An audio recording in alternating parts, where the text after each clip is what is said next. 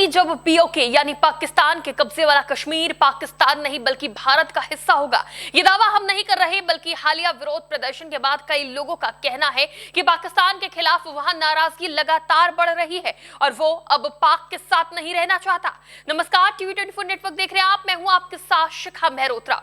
पाकिस्तान के कब्जे वाले कश्मीर के रावलकोट में हजारों लोग ईदगाह ग्राउंड पर जुटे और पाकिस्तान प्रशासन के खिलाफ जोरदार प्रदर्शन किया। प्रदर्शनकारियों ने इस्लामाबाद पर आर्थिक शोषण, अनदेखी और जरूरी सामानों की सप्लाई रोकने का आरोप लगाया। उनका कहना है कि खाने पीने और रोजमर्रा की जरूरतों पर रोक लगाकर लोगों पर दबाव बनाने की कोशिश की जा रही है। ये प्रदर्शन नियंत्रण रेखा यानी एलओसी के पास हुआ, जिसे पाकिस्तान के प्रशासनिक नियंत्रण के लिए एक बड़ी चुनौती के रूप में देखा जा रहा है।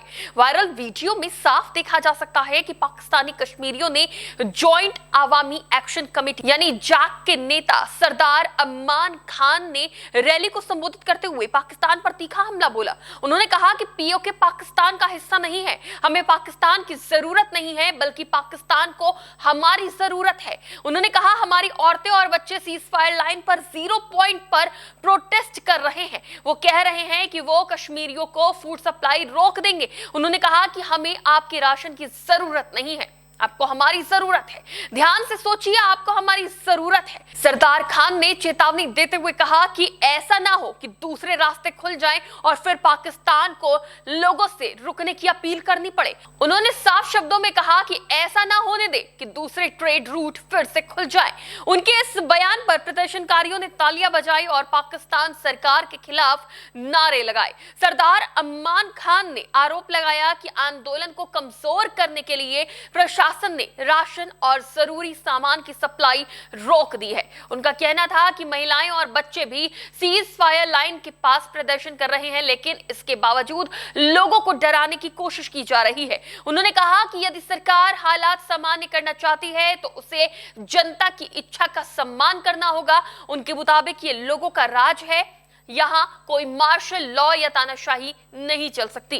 प्रदर्शनकारियों का कहना है कि आंदोलन की शुरुआत जरूरी सामान की सप्लाई प्रभावित होने से शुरू हुई थी, लेकिन अब यह केवल आर्थिक मुद्दा नहीं रह गया और राजनीतिक स्वर भी लेने लगा है। पिछले 3 सप्ताह से अधिक समय से हजारों लोग लगातार धरने पर बैठे हुए हैं। अब इस पूरे घटनाक्रम ने कई बड़े सवाल खड़े कर दिए हैं। सबसे पहला कि क्या पीओके में पाकिस्तान विरोधी भावना पहले से ज्यादा मजबूत हो रही है?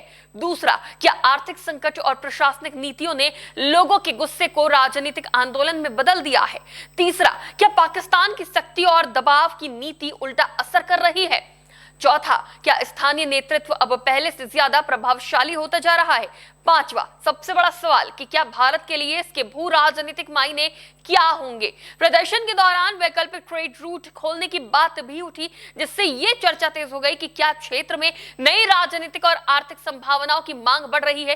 क्या पीओके में रहने वाले कश्मीरी अब भारत की मदद चाह रहे हैं और पाकिस्तान पर यह प्रेशर कर रहे हैं कि अगर भारत की तरफ से या फिर कहीं और से उनकी मदद की जाती है तो पाकिस्तान को इस मदद को लेने से रोकने के लिए कहीं आवाम के आगे झुकना ना पड़ जाए। हालांकि ये कहना कि पीओके जल्द भारत का हिस्सा होगा, ये थोड़ा जल्दबाजी होगी। फिलहाल ये अटकलें हैं, लेकिन असंभव भी नहीं है कि पीओके भारत का हिस्सा नहीं हो सकता। मौजूदा विरोध प्रदर्शन पाकिस्तान के खिलाफ बढ़ते असंतोष को जरूर दिखाता है, लेकिन इससे भविष्य की संवैधानिक या क्षेत्रीय स्थिति को लेकर कोई निश्चित निष्कर्ष नहीं निकाला जा सकता है, क्योंकि इससे पहले भी पाकिस्तान में ऐसे ही विरोध प्रदर्शन देखने को मिल चुके हैं। तो ये है पाकिस्तान के कब्जे वाले कश्मीर में कश्मीरियों के हालात। जो लोग भारत को क्रिटिसाइज करते हैं, यहां पर खुद को असुरक्षित बताते हैं, वो अल्पसंख्यक जो लगातार भारत में उत्पीड़न और कई गंभीर आरोप लगाते हैं, वो आज ये तस्वीर देख रहे हैं कि किस तरीके से पीओके में कश्मीरियों का हाल है। मौजूदा हालात से इतना जरूर कहा जा रहा है कि पीओके में उठ रही ये आवाजें पाकिस्तान के लिए नई चुनौती बनती दिख रही है और आने वाले समय में इस क्षेत्र की राजनीति पर इसका असर देखने को मिल सकता है। इस पर आपकी क्या राय है, हमें कमेंट बॉक्स में जरूर बताइएगा। फिलहाल के लिए देखते रहिए टीवी 24 नेटवर्क।